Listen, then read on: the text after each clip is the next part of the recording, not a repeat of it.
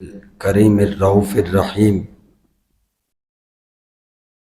اما بعد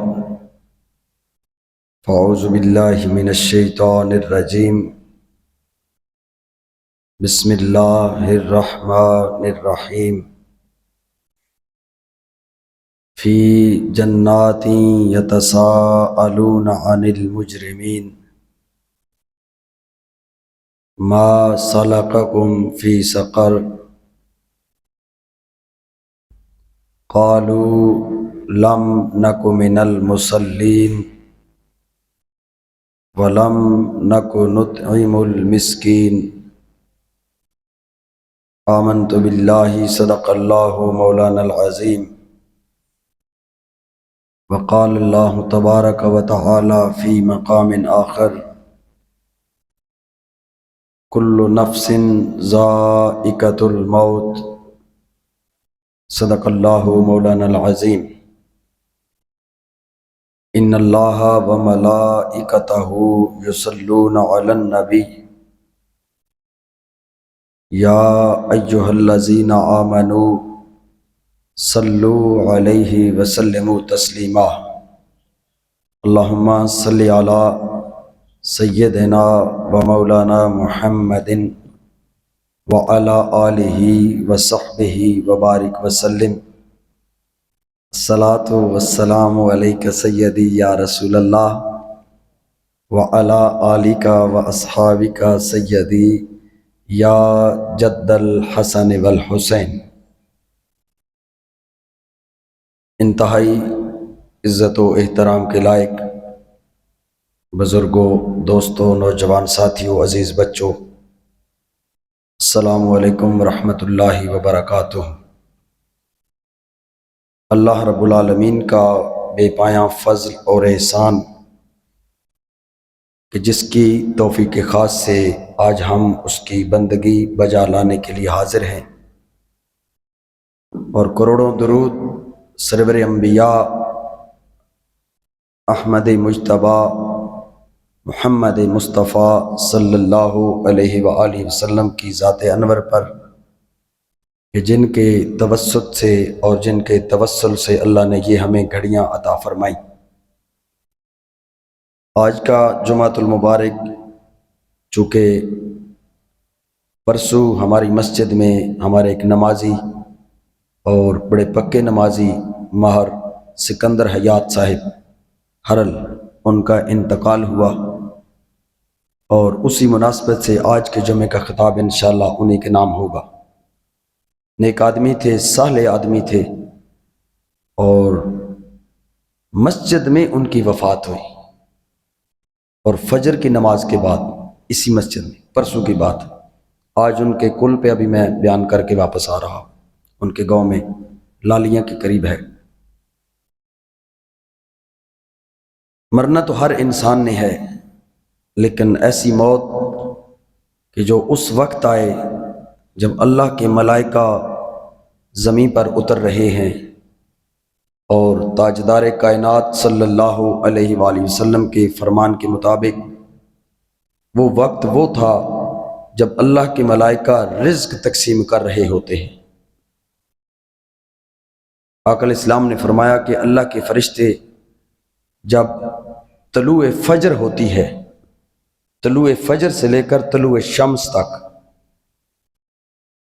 یعنی فجر کا ٹائم جب سحری اختتام ہوتی ہے، جب ہم روزہ رکھتے ہیں، اس وقت سے لے کر سورج کے نکلنے تک، اس وقت میں اللہ کے خاص ملائکہ اترتے ہیں اور زمین پر رزق تقسیم کرتے ہیں۔ اب یہاں پر رزق بھی پتہ نہیں کون سا رزق ہے، کس رزق کی بات ہو رہی ہے، کیونکہ ایک ہوتی ہے دولت، ایک ہوتا ہے رزق، دونوں اپوزٹ ہیں۔ حضرت آدم علیہ نبینا علیہ السلام، رزق کی تھوڑی سی تفصیل بیان کر کے آگے چلتے ہیں۔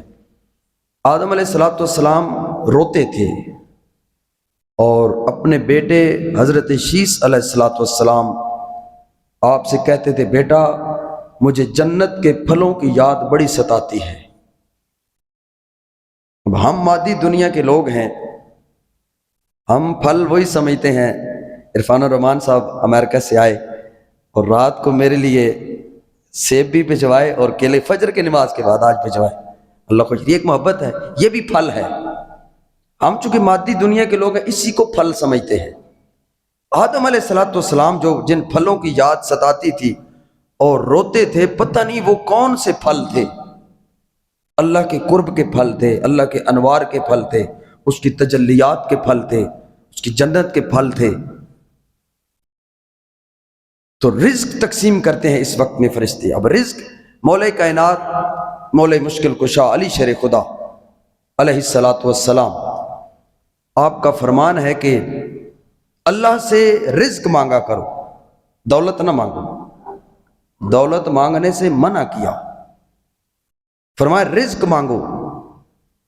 اور ساتھ وضاحت فرمائی, فرمایا دولت وہ ہوتی ہے جو بھائی کو بھائی سے جدا کر دیتی ہے, باپ کو بیٹے سے جدا کر دیتی ہے, انسان کو کھانے پینے سے روک لیتی ہے دولت, اور برادری, خاندان, کاروبار, معاملات میں تفرقے پیدا کرتی ہے. یہ دولت ہوتی ہے. فرمایا یہ نہ مانگو اللہ سے, اللہ سے رزق مانگو. رزق وہ ہوتا ہے, مولا کائنات نے فرمایا, جو تمہارے لیے تمہاری زندگی میں سکون برپا کر دے, اطمینان قلب جس سے نصیب ہو, اسے رزق کہتے ہیں.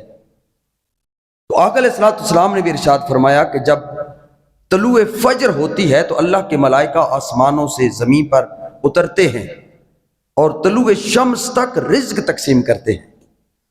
یعنی مولا کائنات کا فرمان اور آقا علیہ السلام کا فرمان, ان کو اگر جوڑا جائے تو اس کا مطلب یہ ہے کہ جو کچھ مولا مشکل کشا علی شیر خدا فرما رہے ہیں کہ یہ مانگا کرو, وہی وہ لے کر اترتے ہیں.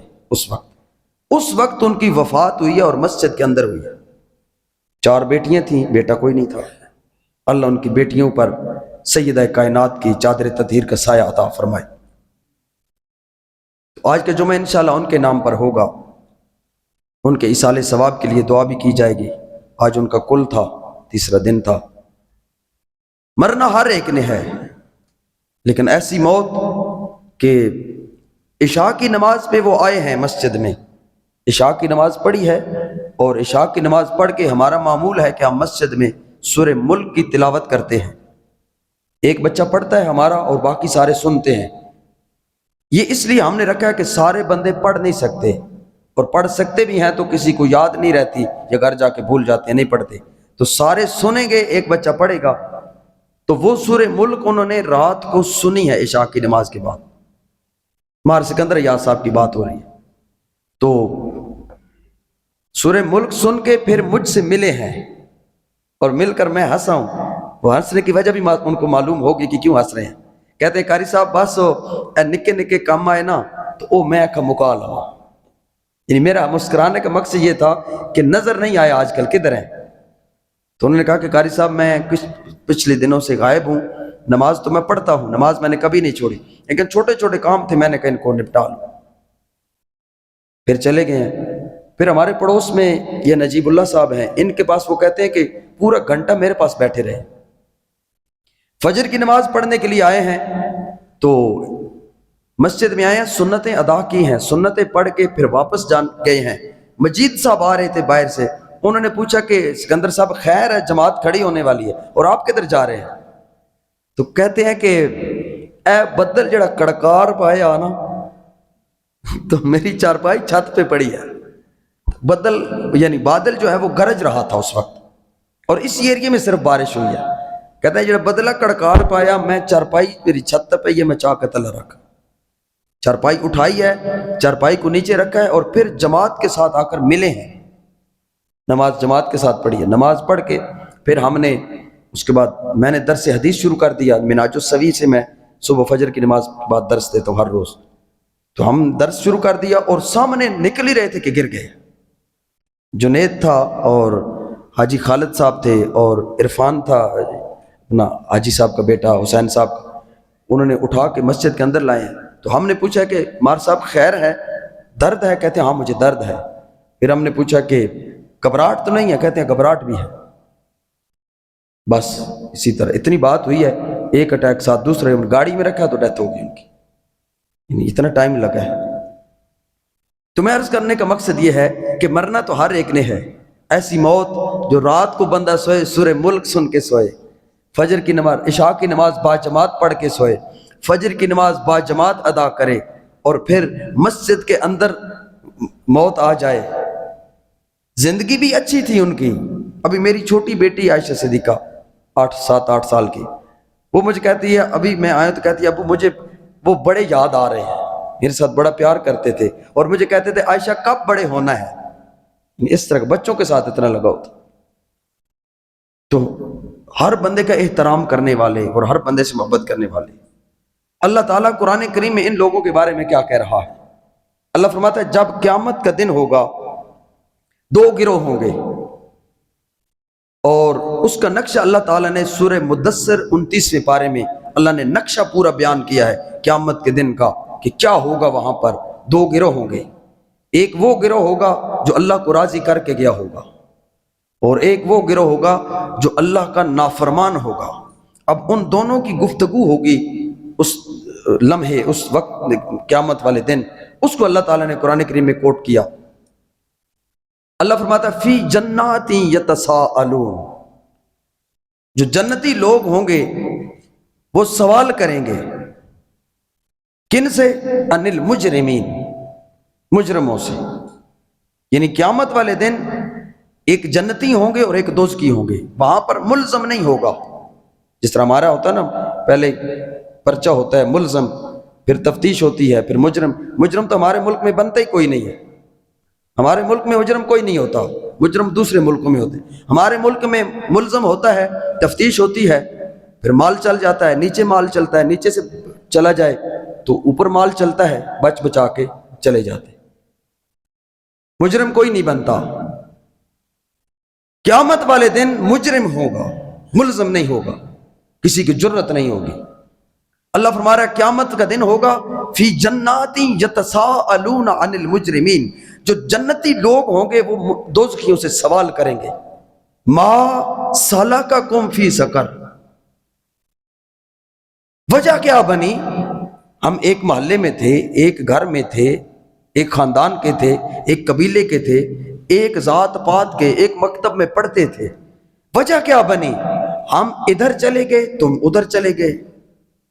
یہ نقشہ اب اللہ سارا قرآن میں بیان فرما رہا ہے، ما سلککم فی سقر، کون سے اعمال سیئہ تھے جن کی پاداش میں تم جہنم کا ایندھن بن گئے اور ہم جنت کے مزے لے رہے ہیں۔ اب سنیے، یہ قرآن ہے، قرآن۔ آقا علیہ السلام نے ارشاد فرمایا ایک وقت آئے گا میری امت پر جب میری امت گرے گی، اور گری ہوئی امت کو بیساکھیوں کا جو کام کرے گا وہ میرا قرآن ہوگا۔ قرآن کا کام ہے، جب انسان کا تعلق اپنے رب سے کمزور ہونے لگتا ہے تو یہ قرآن اس تعلق کو مضبوط کرتا ہے اور اپنے مولا کے ساتھ اس تعلق کو جوڑتا ہے جس کی ڈوریاں کمزور ہو رہی ہوتی ہیں۔ یہ اس ڈوری کو مضبوط کرنے کے لیے اللہ تعالیٰ نے سارا نقشہ قرآن میں بیان فرمایا۔ مولا کائنات نے فرمایا کہ جب میں چاہتا ہوں کہ میں اللہ سے باتیں کروں تو میں نماز پڑھتا ہوں، اور جب میں چاہتا ہوں کہ میرا اللہ مجھ سے باتیں کرے تو میں قرآن کی تلاوت کرتا ہوں۔ یہ قرآن ہے، یہ قرآن کیا اس نے قرآن نے کیا کہا؟ ما سلککم فی سقر، کون سے اعمال سیئہ تھے جن کی وجہ سے تم ادھر آ گئے اور ہم ادھر چلے گئے۔ اب سنیے وہ جواب کیا دیتے، ان کا جواب بھی اللہ نے قرآن میں کوٹ کیا، قالوا لم نک من المصلین۔ وہ جواب دیں گے، جہنمی جواب دیں گے جنت والوں کو، کیا؟ لم نک من المصلین، ہم اللہ سے ملاقات نہیں کرتے تھے دنیا میں۔ جب ہم دنیا میں تھے، جس کی وجہ سے اللہ نے پہلا جرم ہمارا یہ تھا کہ ہمارا اللہ کے ساتھ تعلق قائم نہیں تھا۔ مصلین، صلو، اس سے مطلب نماز بھی ہے، اس کا مطلب استقبال بھی ہے، اس کا مطلب ملاقات بھی ہے، اس کا مطلب درود بھی ہے۔ لم نک من المصلین، حضور شیخ الاسلام نے جو اس کا لیا فرمایا، وہ لوگ کہیں گے کہ ہم اللہ سے ملاقات نہیں کرتے تھے جس کے جرم میں اللہ نے کہا دنیا میں مجھ سے ملاقات نہیں کرتے تھے، اب بھی تمہیں کوئی حق نہیں ہے کہ میرے انوار و تجلیات کے مزے لوٹو۔ اللہ نے ہمیں جہنم میں ڈال دیا۔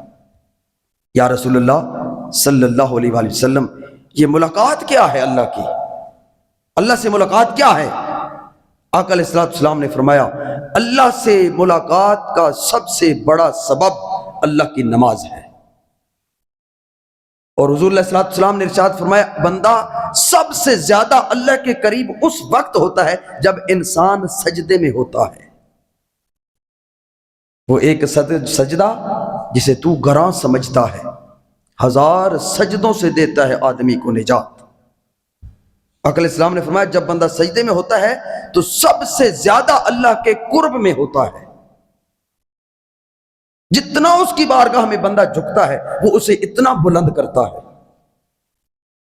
جب اللہ نے اپنی توحید کا اعلان کیا تو سب سے پہلے اس کی توحید کا اقرار جس روح نے کیا وہ روح مصطفیٰ تھی۔ اللہ نے ساری روحوں نے ان کا اقرار کیا اللہ کا، قالو بلا، ہر روح نے کہا تھا، لیکن سب سے پہلے جس روح کی زبان سے ادا ہوا قالو بلا الستو بربکم، قالو بلا، وہ روح مصطفیٰ تھی۔ اور اس کے بعد ساری کائنات اور ساری مخلوقات میں سے دوسرے نمبر پر اللہ کی توحید کا جس روح نے اقرار کیا وہ روح علی شیر خدا تھی۔ پہلی روح، ایک کو اللہ نے دونوں روحوں کو چن لیا، ایک کو مصطفیٰ کر دیا، ایک کو مرتضیٰ کر دیا۔ مرتضیٰ کا معنی بھی ہوتا ہے چنا ہوا، مصطفیٰ کا معنی بھی ہوتا ہے چنا ہوا۔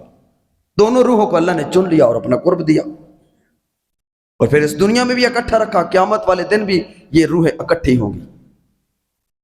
اس کی بارگاہ میں جتنا کوئی جھکتا ہے، جتنا لبیک کہتا ہے، اتنا اللہ اسے مقام عطا فرماتا چلا جاتا ہے۔ میں اکثر کہا کرتا ہوں کہ جو اکڑتا ہے وہ اکھڑ جاتا ہے، جو جھکتا ہے وہ بلند ہو جاتا ہے۔ جب آندیاں جکڑ اور طوفان چلتے ہیں تو جتنا اکڑا ہوا درخت ہوتا ہے اتنا ہی جلدی ٹوٹتا ہے، یا جڑوں سے اکھڑ جاتا ہے یا درمیان سے ٹوٹ جاتا ہے۔ بچتا صرف وہی ہے جو جھک جاتا ہے۔ ادھر سے آندھی آئی ادھر جھک گیا، ادھر سے جکڑ آیا ادھر جھک گیا، وہ بچ جاتا ہے۔ آندھی نکل جاتی ہے اور وہ بچ جاتا ہے۔ اسی لیے فرمایا کہ جھکنے والے بن جاؤ۔ اور آقا علیہ السلام نے فرمایا اللہ سے ملاقات سب سے بڑا ذریعہ، سب سے بڑی ملاقات جو تمہارے مولا کے ساتھ ہوتی ہے وہ سجدے میں ہوتی ہے۔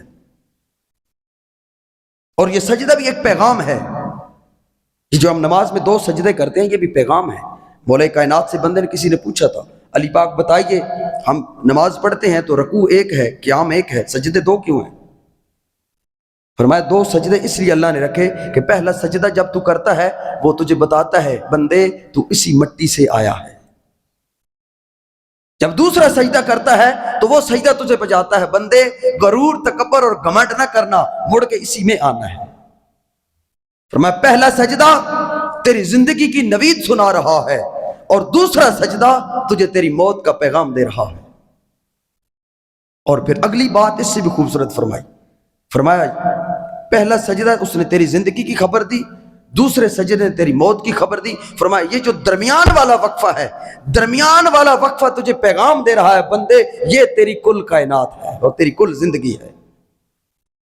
یعنی پہلے سجدہ دنیا میں آنے کے لیے، دوسرا سجدہ دنیا سے جانے کے لیے، اور درمیان میں کتنا وقفہ ہوتا ہے؟ چند لمحے ہوتے ہیں۔ فرمایا وہ تیری کل زندگی ہے۔ اسی لیے جب بندہ دنیا میں آتا ہے تو اذان ہوتی ہے، پھر اقامت ہوتی ہے۔ واحد اذان ہے اور اقامت ہے جس کے بعد جماعت نہیں ہوتی، نماز نہیں ہوتی، اور واحد نماز ہے جس سے پہلے نہ اقامت ہوتی ہے نہ اذان ہوتی ہے۔ بس یہ وقفہ ہے نماز اور اقامت اور تکبیر اور اس کے اذان کے درمیان۔ پہلے ہم دنیا میں آئے تو اذان ہوئی، پھر اقامت ہوئی، پھر ہم اس انتظار میں ہیں کہ اب کب نماز ہوگی۔ وقت گزرتا ہے پھر ہماری نماز ہو جاتی ہے۔ یہ کل کائنات ہے۔ مولا کائنات سے کسی بندے نے ایک نے پوچھا علی پاک بتائیے زندگی کیا ہے اور موت کیا ہے؟ آپ نے فرمایا تو کسے زندگی سمجھتا ہے؟ اس نے کہا زندگی سانسوں کا چلنا زندگی ہے اور سانسوں کا رک جانا موت ہے۔ فرمایا نہیں، سانسوں کا چلنا زندگی نہیں ہے، سانسوں کا چلنا ضرورت زندگی ہے، زندگی اور ہے۔ اور فرمایا موت سانسوں کو رک، فرمایا نہیں سانس رک جائیں تو کس نے کہا ہے کہ بندے مر جاتے ہیں؟ فرمایا اب تو لوگ مرے ہوئے ہیں، سوئے ہوئے ہیں، جب ان کی آنکھیں بند ہوگی پھر ان کی آنکھ کھل جائے گی۔ زندگی اس وقت شروع ہوگی جب ان کی آنکھیں بند ہو جائیں گی، ابھی تو یہ مردہ حالت میں ہے اور چلتی پھرتی اس طرح ہے جس طرح لاشیں ہوتی ہیں۔ اور یہ فلسفہ مولا کائنات کی زبان سے نکلا، فرمایا تم جسے زندگی سمجھتے ہو علی کے نزدیک وہ موت ہے، اور تم جسے موت سمجھتے ہو علی شیر خدا کے نزدیک وہ زندگی حیات ہے۔ اور یہ فلسفہ جو کہ باپ کی زبان سے نکلا اور بیٹے نے اس کا فلسفہ بتا دیا کربلا کے میدان۔ واحد لیڈر ہے جس نے اپنی قوم کو موت سکھائی ہے، مرنا سکھایا ہے۔ سارے لیڈر زندگی کی نویدیں سناتے ہیں، زندگی کی خبریں سناتے ہیں اور زندگی جینے کا طریقہ سکھاتے ہیں۔ حسین نے جینا نہیں سکھایا، حسین نے موت سکھائی ہے، موت سے لڑنا سکھایا ہے۔ اور واحد میدان ہے جس کے اندر موت ہار گئی ہے، تنہا حسین جیت گیا ہے۔ فلسفہ بدل گیا، فرمایا جسے تم موت سمجھتے ہو ہم اسے زندگی سمجھتے ہیں۔ ظاہراً تو موت ہو گئی تھی، وفات ہو گئی تھی، شہادتیں ہو گئی تھی،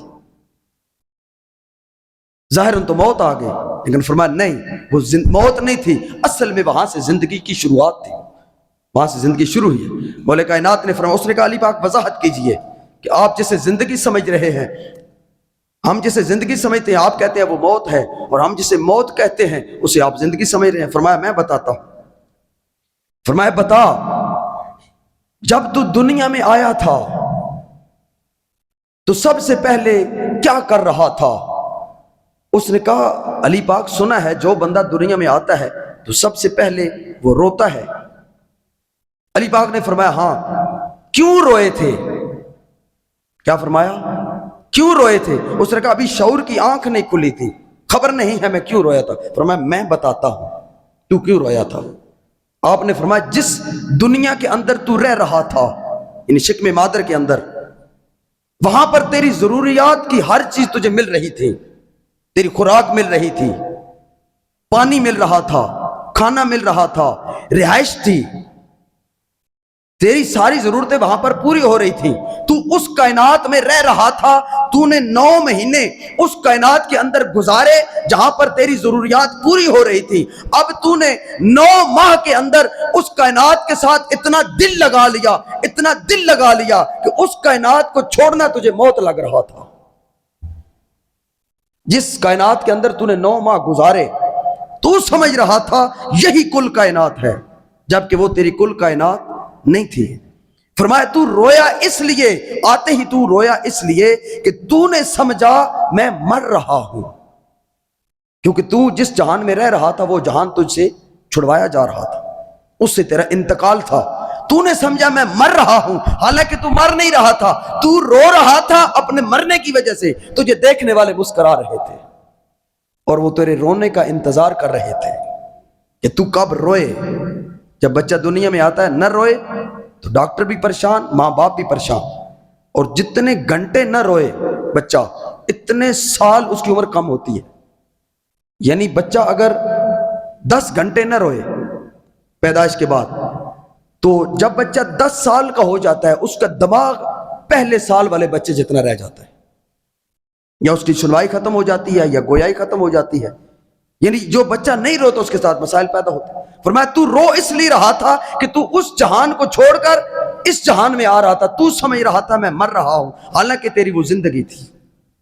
پھر فرمایا اب تو اس دنیا میں آ گیا، اس دنیا میں جب تو آیا تو نے دنیا کی رنگینیاں دیکھی، مال و دولت دیکھے، جاہ و منصب دیکھا، معاملات دیکھے، کاروبار دیکھے، زندگی دیکھی، عہدے دیکھے۔ فرمایا پھر تو نے اس دنیا کو بھلا دیا، اب اس دنیا سے تو نے دل لگا لیا، اور اس دنیا کے اندر تو نے اتنا دل لگایا، اتنا دل لگایا۔ فرمایا اب تجھے اس دنیا میں جانے سے اور ڈر لگ رہا ہے، اب تو روتا ہے کہ اس دنیا میں نہ جاؤں۔ جس طرح اس جہان میں تھا تو اس جہان میں آنے سے تجھے ڈر لگ رہا تھا، اب اس جہان میں ہے تو اس جہان کو چھوڑ کر اس جہان میں جانے سے پھر تجھے ڈر لگتا ہے۔ اور فرمایا انسان موت سے نہیں ڈرتا، انسان ڈرتا اپنے اعمال سے ہے۔ موت کا ڈر کسی کو نہیں ہے، موت سے کوئی نہیں ڈرتا، ڈرتے لوگ اپنے اعمال سے ہیں۔ ہم کہتے ہیں سانپ میں، علماء آپ نے سنا ہوگا کہتے ہیں قبر میں سانپ ہوں گے، بچھو ہوں گے، آج تک کچھ بھی نہیں ہوگا۔ قبر میں سانپ نے کا کیا کام ہے، قبر میں بچھو کا کیا کام ہے؟ نہیں، وہ تیرے اعمال ہوں گے قبر میں۔ اگر زبان سے دنیا کے اندر تو نے زہر اگلا ہے تو وہی تیرا زہر تیری قبر میں ایک بچھو کا کردار ادا کرے گا۔ اسی کے اندر ہر بندہ اس دنیا میں اپنی آگ خود کما رہا ہے اور اسی آگ کو لے کر ساتھ جائے گا۔ فرمایا تیرے قبر میں اعمال ہوں گے۔ اگر تو نے کسی کی غیبت کی ہے، چغلی کی ہے، اس زبان سے تو نے زہر اگلا ہے اور کسی کی عزت پر حملہ کیا اس زبان کے ساتھ، تو وہ حملہ تیرا جب تو قبر میں جائے گا تو وہ ایک سانپ کا روپ اختیار کر لے گا اور بچھو کا روپ اختیار کر لے گا، اور وہ تجھے تیرے اعمال ہی تجھے قبر میں ڈسیں گے۔ تو سمجھے گا سانپ اور بچھو ہے، وہ سانپ اور بچھو نہیں ہوں گے، وہ تیرے اعمال ہوں گے۔ جو زبان سے زہر تو دنیا میں اگلتا رہا ہے، فرمایا پھر تو اس دنیا میں آیا، اس دنیا سے تو اس دنیا میں جانے سے تجھے ڈر لگا۔ فرمایا تیرے نزدیک وہ موت ہے، ہمارے نزدیک تو وہ زندگی ہے۔ فرمایا کیسے؟ فرمایا جب شنید مصطفیٰ دید مصطفیٰ میں بدل جائے پھر وہ موت نہیں ہوتی، وہ زندگی میں بدل جاتی ہے۔ جس کے لیے ساری زندگی تڑپتے رہے، جس کے لیے مرتے رہے، جس کے نام کی مالا جپتے رہے، جب پتہ چل جائے قبر میں اس نے آنا ہے تو کون کہتا ہے مر جاؤں گا؟ کون کہتا ہے کہ موت آئی تو میں مر جاؤں گا؟ میں تو دریا ہوں، سمندر میں اتر جاؤں گا۔ پیر نصیر الدین نے کیا فرمایا؟ غلام حشر میں جب سید الورا کے چلے، لوائے حمد کے سائے میں سر اٹھا کے چلے، یہ کس کے شہر قریب آ رہا ہے دیکھو تو، درود پڑھتے ہوئے قافلے ہوا کے چلے، وہ ان کا فقر سلیمان کو جس پہ رشک آئے، وہ ان کا حسن کہ یوسف بھی منہ چھپا کے چلے، اور نظر بعالم پاکیزگی پڑے ان پر، مسافران لحد اس لیے نہا کے چلے۔ کہا ہم تو نہا دھو کے جاتے ہیں، کس لیے کہ پاکیزگی کی حالت میں اس چہرے کا دیدار ہو۔ روح جب بندہ مرتا ہے تو روح سب سے پہلے اللہ کی بارگاہ میں جاتی ہے، سجدہ کرتی ہے، اور سجدہ کرنے کے بعد پھر دوبارہ روح اس کی قبر میں لوٹائی جاتی ہے۔ اگر روح نہ لوٹے تو قبر میں سوال نہ ہو، روح اگر نہ لوٹے تو قبر میں سوالات نہ ہو۔ سوالات کا تعلق ہے روح جسم میں ہو تو تب سوال ہوتے ہیں، تب جواب ہوتے ہیں۔ تو اللہ پھر ڈائریکٹ روح کو نکالے اور پھر اس کے قبر میں ڈال دے، اپنی بارگاہ میں کیوں بلاتا ہے؟ روح سجدہ کرتی ہے اللہ کی بارگاہ میں۔ انسان کے وجود سے جب روح نکلتی ہے تو سب سے پہلے روح اللہ کی بارگاہ میں سجدہ کرتی ہے اور بندے کی شکایت لگاتی ہے، مولا میں نے کہا تھا نا مجھے اس کے وجود میں نہ ڈال، اس نے مجھے دنیا میں بھوکا بھی رکھا، پیاسا بھی رکھا، اپنے من میں جو آتا تھا کھا لیتا تھا، میرا ذکر، تیرا ذکر میری خوراک تھی، تیرا قرآن میری خوراک تھی، تیرا سجدہ میری خوراک تھی، اس نے مجھے محروم رکھا۔ روح شکایت کرتی ہے، پھر اللہ اس سجدے کی برکت کی وجہ سے اس روح کو اجلا کرتا ہے، پاک کرتا ہے، صاف کرتا ہے، ستھرا کرتا ہے، پھر قبر میں لوٹاتا ہے۔ سجدے سے روح پاک ہو جاتی ہے۔ دنیا کا جتنا میل کچیل اس روح کے اوپر چڑھا ہوتا ہے، وہ جب روح اللہ کی بارگاہ میں سجدہ کرتی ہے تو وہ سارا میل کچیل زنگ اتر جاتا ہے، پھر بندے کے اس میں وجود میں لوٹائے گی۔ وجہ کیا ہے؟ حضور شیخ الاسلام نے فرمایا وجہ صرف یہ ہے کہ جس طریقے سے حاجی پہلے مکہ جاتا ہے اور مکہ میں جا کر پہلے صحیح کرتا ہے، صفا مروہ کی صحیح کرتا ہے، پھر طواف کرتا ہے، حجر اسود کے بوسے لیتا ہے، شیطان کو کنکریاں مارتا ہے، دوڑتا ہے، مشقت ہے مکہ کے اندر۔ کیوں کہ بندہ جب دنیا سے جاتا ہے، اپنے گھر سے علاقے سے آتا ہے، گناہگار آتا ہے، بدکار آتا ہے، سیاہکار آتا ہے، اللہ اس کے گناہوں کو ختم کرنے کے لیے کعبے کے چکر لگواتا ہے۔ ورنہ کعبہ تو وہ ہے، ان اول بیت وضع للناس للذی ببکۃ مبارکا وہدی للعالمین، مبارک اسے کہتے ہیں کہ جس پر پہلی نگاہ پڑے تو ساری زندگیوں کے گناہ مٹ صرف نہ جائیں، سارے گناہ نیکیوں میں بدل جائیں۔ لیکن مشقت کیوں کرواتا ہے؟ چکر کیوں لگواتا ہے؟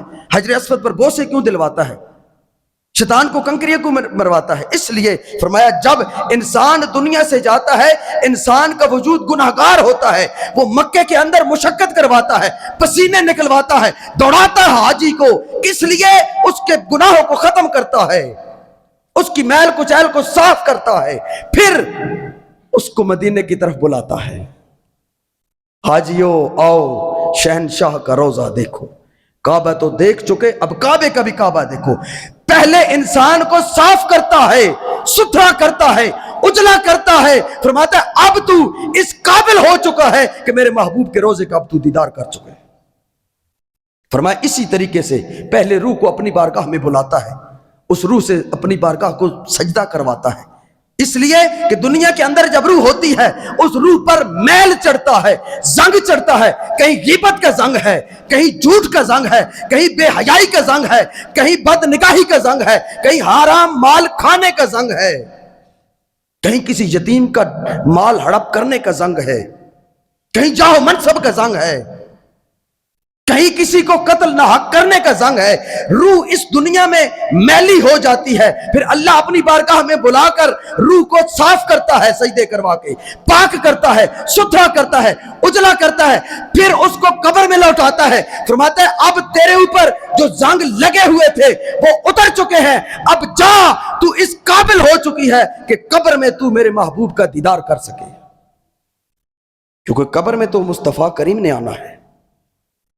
روح پہلے صاف ہوتی ہے، پھر اس لیے کہ روح دیدار مصطفیٰ کے لیے تیار ہوتی ہے، اس لیے مردے کو بھی نہلایا جاتا ہے کہ مردے نے، ورنہ مردے کو نہلانے کی کیا ضرورت ہے، کفن پہنانے کی، خوشبو لگانے کی کیا ضرورت ہے؟ اسی لیے فرمایا مسافران لحد نظر بعالم پاکیزگی پڑے ان پر، مسافران لحد اس لیے نہا کے چلے، اس لیے ہم نہا کے جاتے ہیں کہ ہم میں قبر میں دیدار مصطفیٰ کرنا ہے صلی اللہ علیہ وسلم۔ تو آج کا ہمارا جو جمعہ تھا، میں نے پہلے بھی عرض کیا کہ آج ہمارے جمعے کا موضوع اس لیے میں نے یہ منتخب کیا کہ ہمارے ماہر سکندر حیات صاحب، ان کا پرسوں انتقال ہو، اللہ کے گھر میں انتقال ہو۔ تاجدار کائنات صلی اللہ علیہ وسلم نے ارشاد فرمایا جو بندہ مسجد میں آتا ہے اللہ اپنی شان کے لائق مسجد کے دروازے پر اس کا استقبال کرتا ہے، کہ میرے گھر کا مہمان آ رہا ہے، ہمارا مہمان آتا ہے تو ہم استقبال کرتے ہیں، تو اللہ کے گھر کا جو مہمان ہے۔ اور پھر آقا علیہ السلام نے ارشاد فرمایا جو بندہ مسجد میں بیٹھتا ہے، جتنی دیر بیٹھتا ہے اللہ کے ملائکہ اس کے ساتھ آ کے اس کی منہ کی وہ جو ہوا ہوتی ہے اس سے لطف اندوز ہوتے ہیں۔ جب بندہ اللہ کا ذکر کرتا ہے، صرف مسجد میں بیٹھنے سے اللہ کے ملائکہ اترتے ہیں۔ آقا علیہ السلام کے ایک صحابی بیمار ہو گئے اور حضور علیہ السلام اس کا پتہ کرنے گئے، تاجدار کائنات پنجوں کے چل بل چل کے گئے، صحابہ حیران ہوئے اور سکڑ کر ایک کونے میں آقا بیٹھ گئے۔ صحابہ نے پوچھا یا رسول اللہ عجیب معاملہ دیکھا، آپ پنجوں پہ چل کے گئے، اس کے کمرے میں کوئی بھی نہیں تھا۔ آقا علیہ السلام نے فرمایا یہ مسجد کا نمازی تھا، اور اللہ کے ملائکہ جن کی مسجد میں ان کے ساتھ دوستی ہو گئی تھی وہ اس کی تیمارداری کے لیے آئے ہوئے تھے، اور سارے ملائکہ بیٹھ کر اس کے لیے، اس کی صحت یابی کے لیے، اس کی بخشش کے لیے اور اس کی مغفرت کی دعائیں مانگ رہے تھے۔ صحابہ مجھے جگہ نہیں مل رہی تھی اس لیے میں پنجوں پہ چل کے گیا، اور سکڑ کے اس لیے بیٹھا کہ وہاں پر جگہ نہیں تھی، ایک فرشتے نے پر سکیڑے اور مجھے جگہ دی، یا رسول اللہ آپ یہاں پر تشریف رکھیے، پھر میں بیٹھا۔ مسجد کے ساتھ جو بندہ پیار کرتا ہے اللہ تعالیٰ ایک وقت آتا ہے، چونکہ اس اور دوسری حدیث پاک آقا علیہ السلام نے فرمایا جس محلے کی مسجد ویران ہوتی ہے وہ مسجد قیامت والے دن اللہ کی بارگاہ میں اس محلے کی شکایت لگائے گی، اور دنیا میں بھی اس کے لیے، ان محلے کے لوگوں کے لیے مسجد بد دعا کرتی ہے جس طرح تو نے مجھے ویران کیا اللہ تیرے گھر کو ویران کرے۔ اور آقا علیہ السلام نے ارشاد فرمایا جو لوگ مسجد کو آباد کرتے ہیں مسجد ان کے لیے اللہ کی بارگاہ میں بخشش اور مغفرت کی دعائیں کرتی ہے۔ تو وہ ہمارے بھائی مسجد کے پکے نمازی تھے، مار سکندر حیات صاحب 5 وقت کے نمازی تھے، اللہ کی بارگاہ میں جھکنے والے تھے، با اخلاق تھے۔ سب مل کے ہم دعا کریں گے انشاءاللہ ان کے لیے، اللہ کریم ان کی کامل بخشش اور مغفرت فرمائے، حضور سرور انبیاء صلی اللہ علیہ وآلہ وسلم کے لوائے حمد اور لوائے شفاعت کے نیچے جگہ عطا فرمائے۔ وما علینا الا البلاغ، سنت اللہ۔